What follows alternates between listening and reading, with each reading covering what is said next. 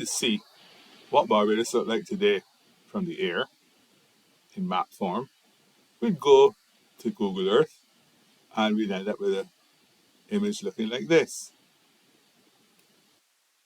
It's possible to zoom in which case you can get all the more detail.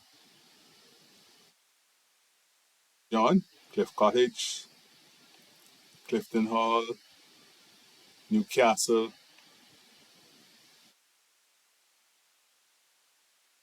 Huddersfield, John's Parish Church, Poole, Roebuck Street, Spooners, Sherburn, Venture, Wilson Hill, and so on. However, if we wanted to know what it looked like, what the island looked like hundreds of years ago, we'd go back to different types of maps that were done hundreds of years ago. The first map that was actually surveyed of the island was done in 1675 by a Quaker surveyor called Richard Ford, and this is what he produced. Again, you can actually go and zoom in and see what's going on. Like family, they are all the families that existed in Barbados on this map. Suppose I were to tell you that they're all Quaker families. So we're going to actually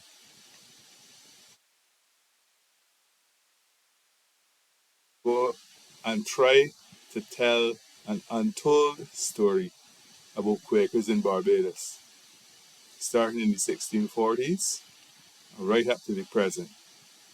And we're going to use maps, wills, and deeds. This is just an introduction. The intention is to go to individual parishes and explain why we see today what we see. So I hope you all enjoy this presentation. Let's go back to these maps. This is the first map, well-surveyed map, done by Ford, the Quaker. This is the Mayo map, done in 1722 by William Mayo. I should say that both of these maps come from the John Carter Brown Library at Brown University. The Creative Commons license on them, so I'm using these maps because they're available on the internet, and I'm licensed to use them. So here you go. Mayo is here. And you have that's 1722. There's a change in the appearance. First of all, the parish boundaries now, so you can identify St. John clearly. And you have names like the Society, which we recognize now easily. St. John's Church, and all the other names around the place. But some of those names are gone now. But as we'll see, some of them remain in the actual field names. Let's turn on 1750 map. This is going to be the Griffith Hughes map, 1750. So it looks a little different, but you see the parish boundaries. The difference between these maps and the first map was that there were no parish boundaries that were actually surveyed. They existed, but they existed in people's minds. Landmarks were there, but the actual parishes and parish churches were there, but there were no actually delineated parishes. until Mayo in 1722. So this map is actually derived from Mayo. This map also derived. This map, Baralier, also derived from Mayo. Baralier is 1823. You can see the parish boundaries, zoom in, and you can see all the names. You can see all the names of their pool plantation. Haynesfield became Wakefield. John's Parsonage, St. John's Church, Clifton Hall, Colleton, the Society, Haynes Hill. Haynes Hill used to be the Fort Plantation. Fort was a family, a Quaker family. And you start seeing names that tell you of the Quaker presence. Place names, Harmony Hall. This is what was now known as Spooners, close to Four Crossroads. Four Crossroads. Silent Hall, this is Sherburne. So as you see, Silent, Quaker. So the names are there. Quentin is still there. The Bath. So let's zoom back out, and look at Parsons. Oops, Parsons. Let me see. Back out. Parsons is a little bit difficult to see. There you go. There's Parsons. Then that's 1873 Agricultural Survey. Then you've got the Sen map done in 1946.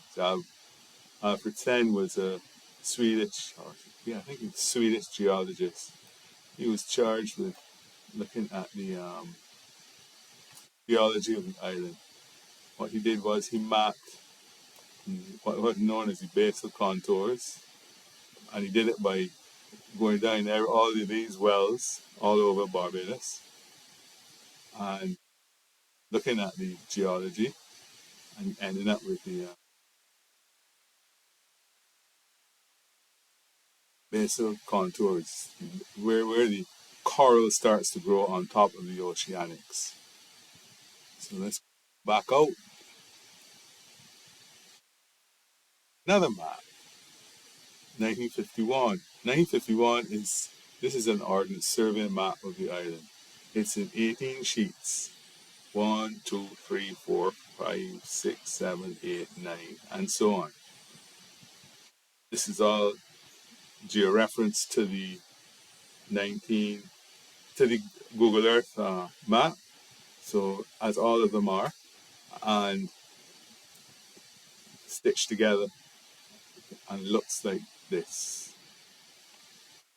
This map was produced by the first aerial photography of the island, and this is the photo mosaic of what the aerial photos look like stitched together.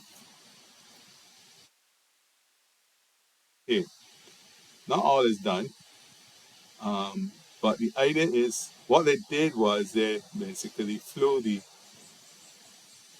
island in this pattern, taking photographs that overlapped. The photographs were then viewed stereoscopically, and the actual elevations were determined. So if you look back at this area in here, and you can actually see the elevations eventually come up. So here are the elevations. You actually have the contour lines, and these contour lines are taken from the aerial photos stereoscopically. So let's zoom back out. 1965, 66, somewhere in that area. A soil map was then prepared for the island.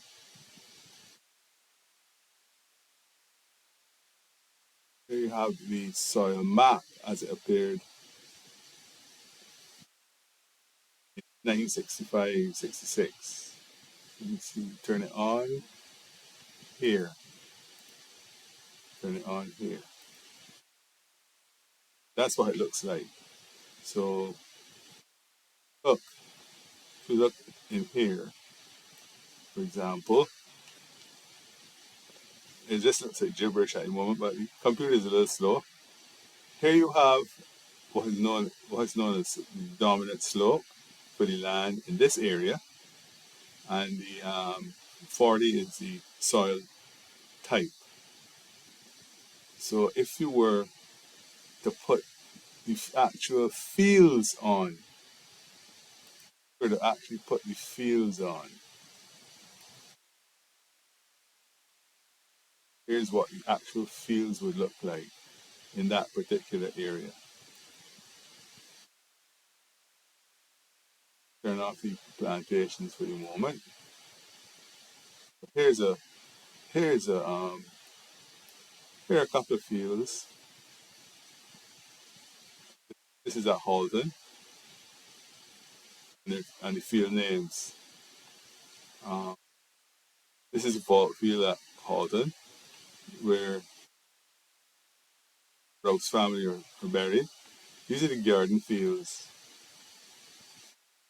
These are where everybody else was buried. Slaves, other Quakers, Irish, Roman Catholics, anybody who wasn't going in the churchyard. Let's look at over here, so at Kendall, because I think Kendall is a pretty interesting one too. So here's the Cottingeville. Let me zoom back out. Here's going up into Kendall now. Start from the actual fields. That's Guinea, right? When you get to Kendall,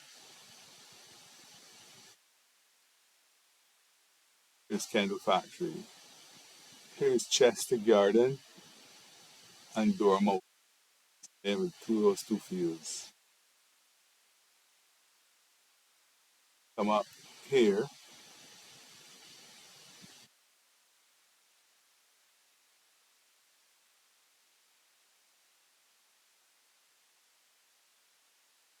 Got names like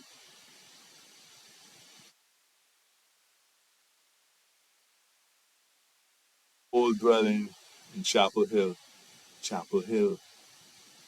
Quaker. You've got Chester Garden, as I said, and Dormo. Now let's see a little bit about Kendall Plantation and see what the Kerry papers have to say about it.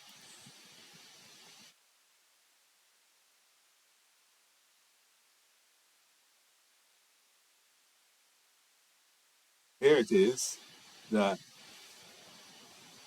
Osborne, who appears on the 1722 Mayo map, actually bought between 1712 and 1715 two plantations, Hallets and Chesters, and combined them together.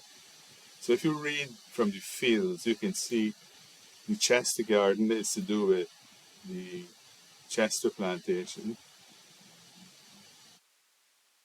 the old house, and back here again, trying to remember all these field names. Easy.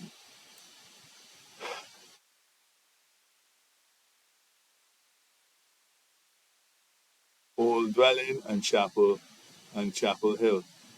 Again, if you start to go back in time and come and turn off these various things, turn off the soil map, turn off the rows, turn off the map sheets, turn off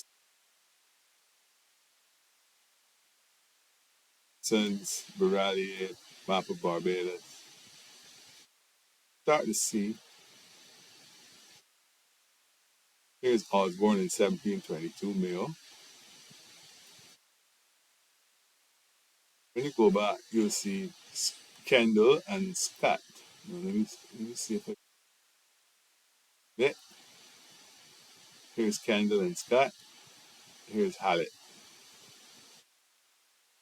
So it makes sense.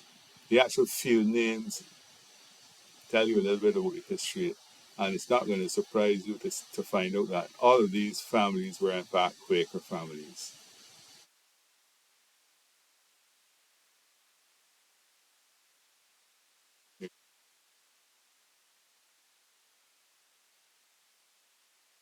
They have the whole thing.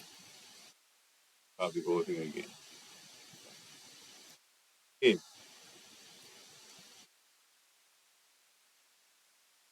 Now what we're going to do now is to look after when if all that work on the fields. These are the fields in Barbados. These are about 3,500 fields. Not all of them. This work was done by Colin Hudson and some UWI students in the 1970s. So using the soil map, they were actually able to produce a field list for plantations. And here, let me see if I can find it now. Let me see if I can find it now. If you look at Kendall Plantation is here. Kendall Plantation. If you look at garden and tenant field, you'll see that you have a dominant slope, C and D, and main soil type, 50 and 51. If you look back at the footage on that particular field, you'll see the area in the soil map with the dominant slope and soil type defined. So it makes absolute sense. Let's go back to this. After the 1970s, when Colin did his work with the fields, there was another, let me turn off the fields again. There's another aerial survey of the island done, and it produced in 1981, 82, 1 in 10,000 ordnance survey map. That then superseded, or at least, I wouldn't say superseded, because they find that the one from 1951 is actually more accurate and has more detail than the 1 in 10,000 from 1982. Then there's the geology map done in 1982. Again, it's like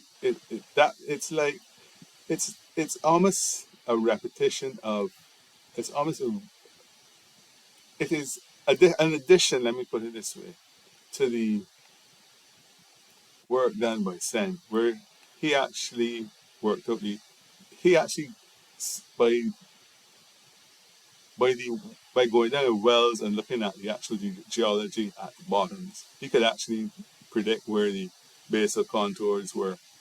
But this survey was done in 1982 using more modern technology, and these are the basal contours under the coral that supports the coral top of the oceanics as Barbados came out of the sea and sea level drop. Back here again and go back to this first map. What what about this map? What's interesting about this map is nobody seems to have commissioned it. It wasn't commissioned by the Lords of Trade in England. It wasn't commissioned by the governor in Barbados. But the Lords of Trade instructed the governor they wanted a chart of the island, and the governor produced this chart. So if you actually go back and see what the governor had to say about this chart over there, can't find it now. Let me see. Let's look at. I'm not seeing it now. Let's, But anyway, what the governor says about this chart is that nobody had till 16, up to 1680 done a survey of the island, except for this man called Richard Ford, who was a Quaker. So if it wasn't the government in England, and if it wasn't the governor in Barbados, who would have commissioned this map? It is interesting to look and see what is on the map. No forts. So a big deal is made of the fact that it was done by a Quaker because they don't believe in forts and that sort of thing. But look at this. You've got Friends plantations down here, so by Spike's Town. This became the Quaker meeting, which is now St. Peter's Cemetery. So whoever drew this map, or whoever it was drawn for, wanted an account of these plantations. So what it appears to be that each one of these families here was a Quaker family, a member of the Society of Friends. So if we can't we, we can't find that out unless we go and look at what they left in their wills. So we hope that when we go and look at their wills, that we can find a reference to something that says they were Quakers. And as you go through each one, you should be able to determine whether they were Quaker or not. So let's go back now to where we started. Okay.